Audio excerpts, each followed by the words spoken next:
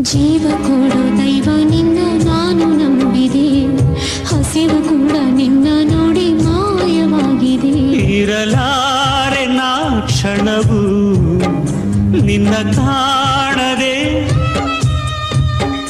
ಈರುಳೇ ಜಗವು ನೀನಿಲ್ಲದೆ. ಬ್ರಹ್ಮ ಬರೆದ ಹಾಡೆಯಲ್ಲಿ ಅಂತ್ಯ ಏನಿದೆ, ಸುಖ ದುಃಖ ಎರಡು ಅವನ ಸೂತ್ರದಲ್ಲಿದೆ.